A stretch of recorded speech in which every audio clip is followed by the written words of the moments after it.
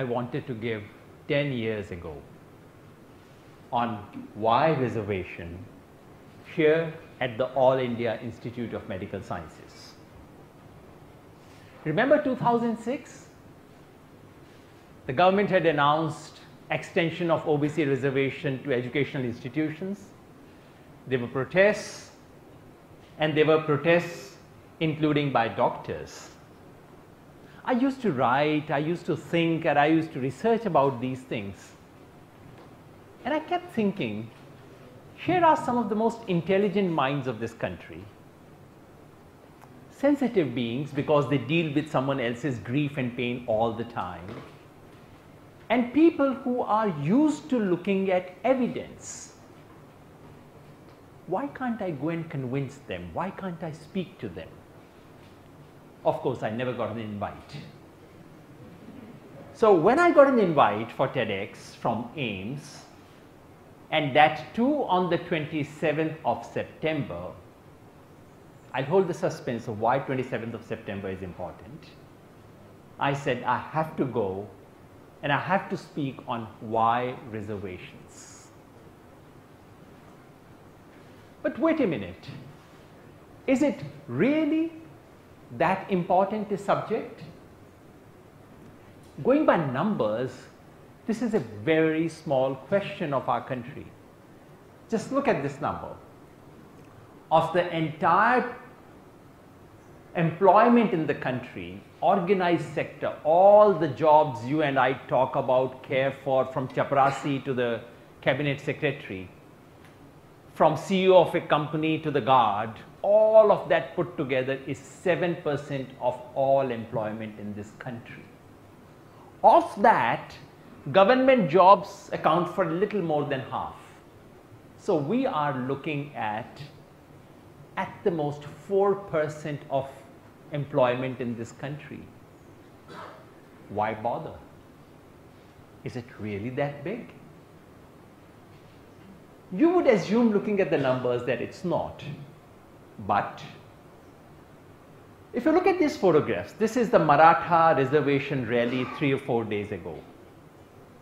This is the tragic figure from anti-Mandal agitation of the earlier times. When it comes to reservation, we argue passionately, don't we? We protest, we agitate vehemently, we protest violently. So it's always occurred to me that there's something more to reservation than the sheer numbers. It could well be, I thought, that this is the most happening site because people like us care for jobs all the time. But it seems to me that there's something more to it that touches a raw nerve somewhere. You remember that ad, Dimag ki batti jala de?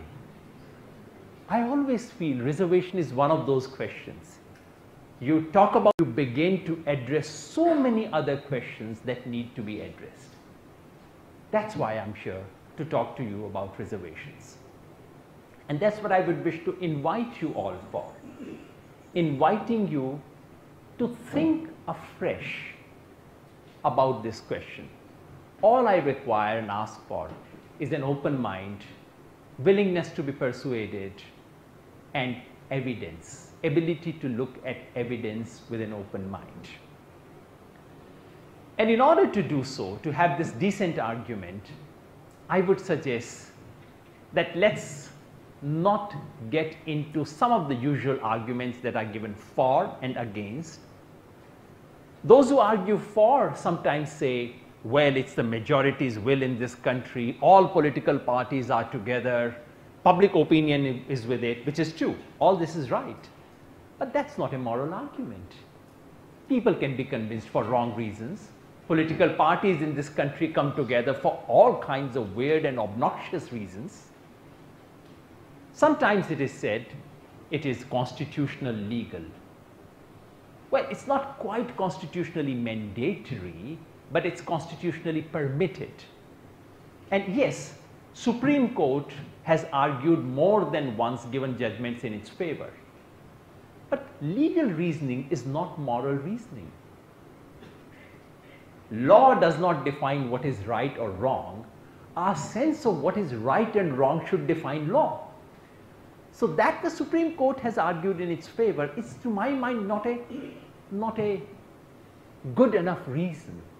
Someone needs to convince me that it's good. Those who argue against it very often say, when politicians did it, I know the motive of that fellow, he wanted vote banks, he wanted this or that. As someone who is in politics now, can I tell you something?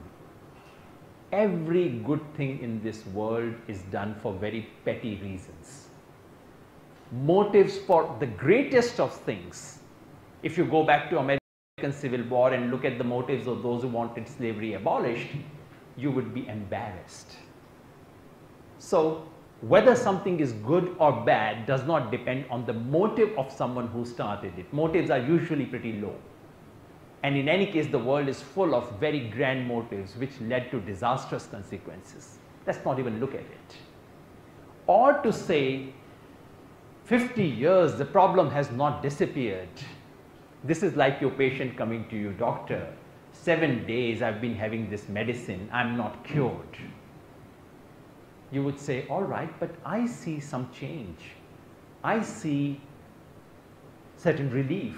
I'm into managing, I'm not into magical cures, sorry. So that's not a good reasoning. The question is, are we addressed? Is there a problem? Is it being addressed? Is there relief? Are we progressing in the right direction or not? All right, so we cannot avoid this big question. The simple question that all of us discuss all the time, is the current practice of largely caste-based reservation in this country just? For the purpose of this talk, I'll not get into the political reservations. That's easier to defend and easier to talk about. I'll speak about the question you and I talk about, namely education and jobs. Reservation there. Is it just? How do we even begin to argue about that? All of us have strong feelings, sometimes self-interest. How do you argue about something like this? I suggest we do so in 3 steps. First, we talk about principles. Then we would look at some evidence. And then we look at whether caste-based reservation offers us some solutions or not. Let's not begin straight with caste reservations and such like. Let's get the principle right. What is a good social order? But how do you argue about it? Allow me to propose a thought experiment. It's a lovely thought experiment.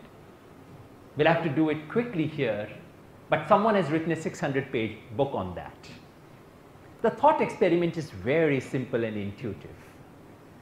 Let us redesign this country called India. Let's sit down in this room and decide how should this country be organized, how should all the benefits, rewards, punishment be distributed. In order to do so, we have every possible knowledge, sociology, economics, history, past, evidence, data, we have everything. But there's one thing we don't know, and listen to this carefully. We don't know who we are. I'm going to design this country called India. The only one thing I don't know is where I might be born. I could be born on that 28th floor of that building where there is a helipad waiting to take me to Mumbai, to various places. Or I could be born in a slum next door. I could be born in a village in Chhattisgarh. I could be a Dalit, I could be a Muslim, I could be an upper caste, I could be anything. So now you have to design a new country, a society, without knowing where you personally might be placed in it. Why this game? Because the idea is to detach that element of self-interest from moral reasoning. The idea is to say, let us argue about what is fair or good without being overly affected by the accident of birth, which all of us are so much influenced, aren't we, all the time? All right. So What would be the conclusion from this thought experiment? Try doing it. My sense is that you would say, okay, whichever way you decide, it should be a fair system, because I don't know where I might be, so I want the system to be fair. And by the way, what would be the condition of the worst off person in this system? Because I could be that person. Okay? So the argument is that finally, after this thought experiment, you would arrive at this conclusion. John Rawls, who has written this book called Theory of Justice, about which dozens and hundreds of books have been written so far. The conclusion is, those who are at the same level of talent and ability and have the same willingness to use them should have the same prospects of success, regardless of their initial place in the social system. Regardless of where I am born, I should have fair chances, equal opportunities. And in this system, equal opportunity would not simply mean schools being open to you.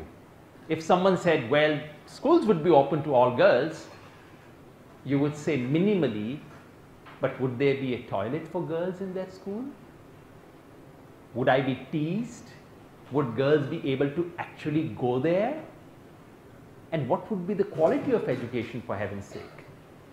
So, when we say we want equal opportunity, we don't just want formal equality, we want substantial equality. That's the whole point of this thought experiment. The thought experiment is to simply say that if we were to have something of this kind, we would want substantive equality of opportunities. And the point is, equality does not mean similar treatment. Equality very often can mean differential treatment. And that's something I want to draw your attention to. Equal treatment does not mean same treatment. It may require, and indeed very often does require, differential treatment, as in this picture of 400-meter race. They all have to cover the same ground, and that is why they don't start from the same starting point. They are given differential starting points because they need to be given a fair and equal opportunity. I guess that's what you would want.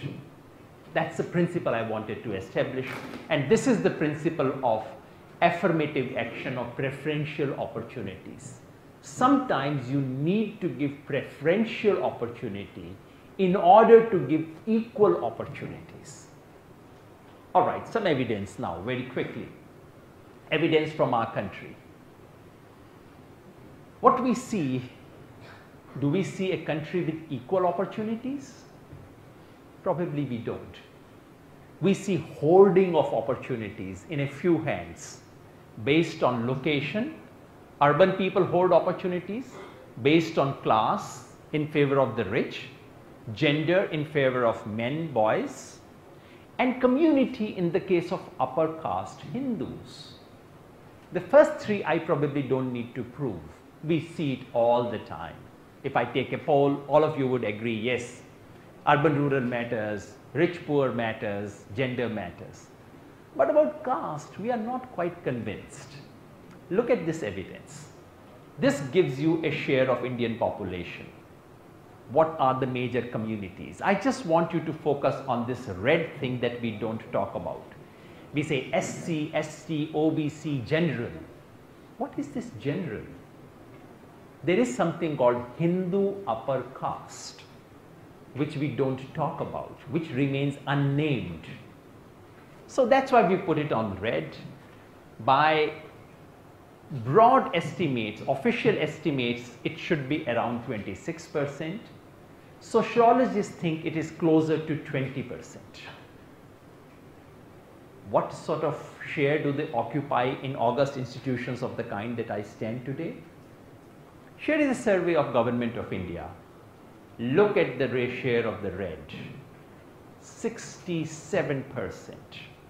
This is all central universities and all institutions of higher learning put together, national importance, institutions like this one. What about teachers in those institutions? The same survey, Government of India figure, 66%. So about 1/4 of our country occupies 2/3 of places in elite institutions. The trouble is not that they occupy those places. The trouble is that they complain bitterly about being denied opportunity, about doors being closed for them. This is what I find so amazing, weird, funny, laughable. We don't learn to laugh about things that we need to laugh about. But is it that the difference of caste that we see is probably simply rich and poor? SC, ST, OBC look less educated because they are poor. No, that's not the case. Here we have picked up only poor. The first slide is about Brahmins and other communities which had traditional access to education. Second slide is about OBC upper, Muslims, lower SC, Hindu. These are the bars. So the first set of bars is only poor males, and as you can see, the red, Brahmins and those communities which were given access to education 200 years ago, they stand out. And this is only poor, there is no class difference here. Among poor female goes down further. Is it a question of yesteryears? No sir, this applies very much today as well, and about poor female as well.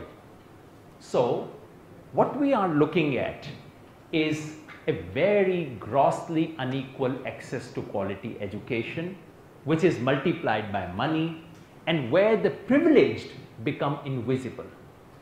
What should we do? That's the final set of points that I want to make. If this is the situation, what should we do? Let's design a solution.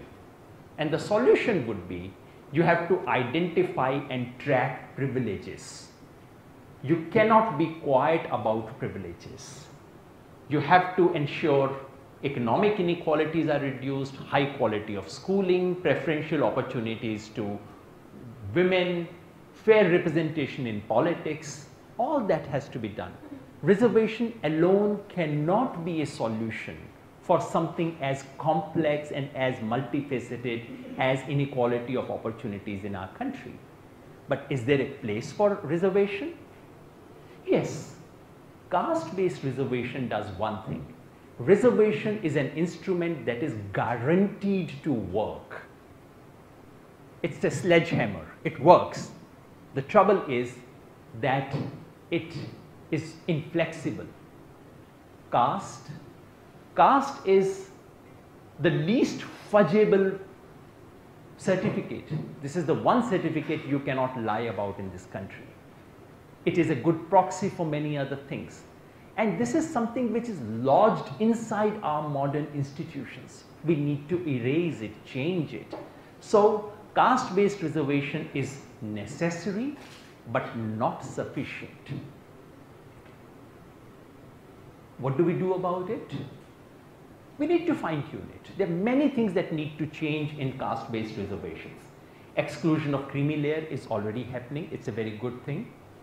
There should be intergenerational benefits. If one generation has benefited, the next generation should not be allowed benefits at that level.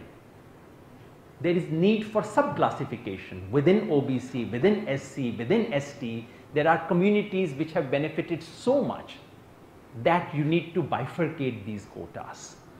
There is an exclusion. Some communities are no longer backward. They need to be excluded. They need to be thrown out from these lists. All that needs to happen. And we need to move towards a multi-dimensional index, and we need an equal opportunity commission in this country. Finally, should reservation continue forever? No. Reservation cannot be a solution in perpetuity. It's not a matter of pride. It is a sign of something wrong, of a pathology. So instead of asking when would reservations end, the question we should be asking is when would caste inequalities end? When would unequal opportunities end in this country? If we do so, then reservation can be an instrument against caste-based inequalities. Reservation can become a tool for annihilation of caste. Otherwise, unfortunately, it can also become an addictive medicine which you get addicted to. That's what I learned from Kishan Patnaik.